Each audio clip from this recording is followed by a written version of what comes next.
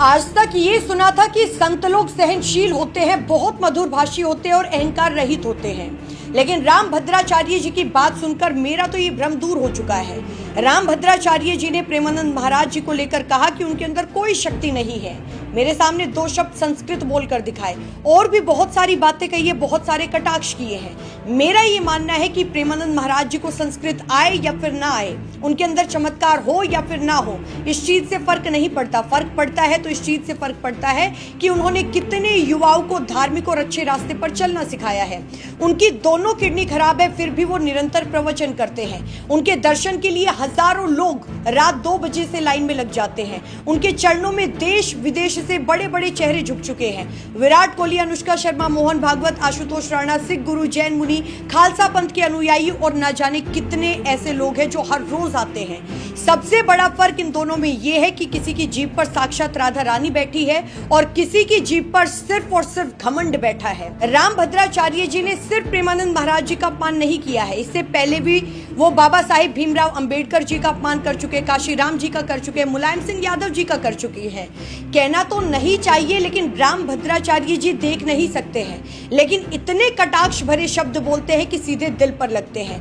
गुरुदेव, आपने बिना नयन के लिए सब कुछ आपको दिखाई पड़ता है, आप समझते हैं, पढ़ते हैं, लिखते हैं। सोशल मीडिया में कई लोग ऐसे हैं जो वृंदावन आते हैं और यही बातें प्रेमानंद जी के लिए भी कहते हैं कि चमत्कार है ये। कोई चमत्कार नहीं। हमारे खान सरों ने कहा कि वो तो भगवान का स्वरूप है, कि बिना किडनी के भी जीवन चल रहा है। और चमत्कार यदि है जी, मैं चैलेंज करता हूँ प्रेमानंद जी, एक अक्षर मेरे सामने संस्कृत बोलकर दिखा दें बस, या मेरे कहे हुए संस्कृत श्लोकों का अर्थ समझा दें। मैं आज खुल कर रहा हूँ जी।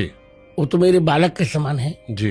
अवस्था में भी। शास्त्र जिसको आए वही चमत्कार है। किडनी ना उन पर डायलिसिस तो होता रहता है उनका, डायलिसिस के पर वो जी रहे हैं, जीने दीजिए। Let him do which he wants. देश के सारे सेलिब्रिटी आजकल आते हैं उनके पास। अभी खेसारी जी ने कहा कि सारे सेलिब्रिटी अपनी इमेज चमकाने के लिए उनके पास आ रहे हैं। सही कहा। खेसारी कहे कि सारा पाप करके लोग आते हैं कि इमेज रिवाइव हो जाएगी। ये परंपरा ठीक है?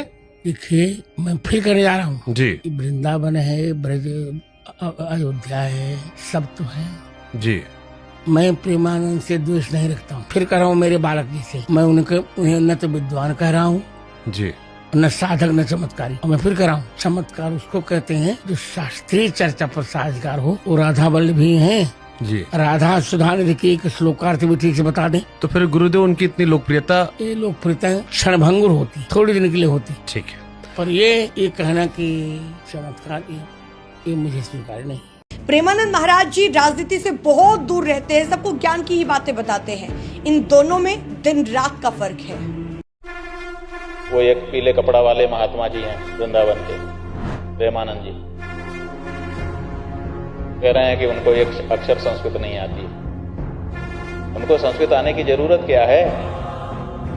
वो तो भगवान नाम का प्रचार कर रहे हैं और भगवान का नाम संस्कृत में ही है।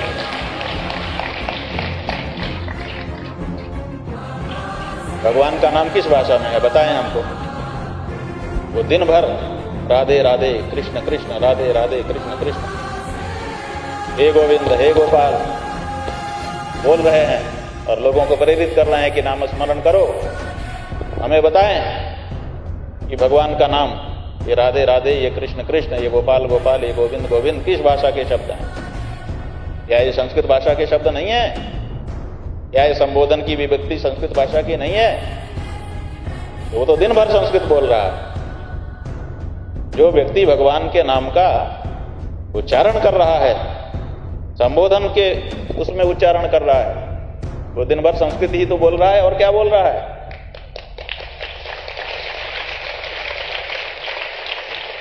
आपको नहीं दिखाई देता, आपको सुनाई भी नहीं देता लगता।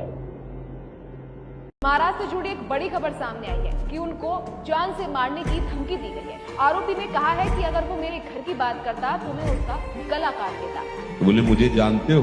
तो कहा आपको तो नहीं जानते, लेकिन आप हमें नहीं जानते होंगे। भगवत आवेश में हो गए एकदम। हम कहा आप हमें नहीं जानते होंगे। तो उसने पहले चाकू निकाली और रखा, बोले इसको जानते हो? हाँ जानते। पिस्तौल निकाली, ऐसे रखा, बोले इसको जानते हो? हम कहा हमारे पास कमंडल रखा था, ऐसे खोला और गंगा जल, हमका इसको जानते हो? हमका केवल हम और तुम है। तुम्हारे पास अस्त्र है, तुम अपना प्रयास करके देख लो, एक बार हम अपना प्रयास करेंगे। गंगा जल केवल है, वो थोड़ी देर में अपने वही तंत्र उठा के और भागते नजर आए।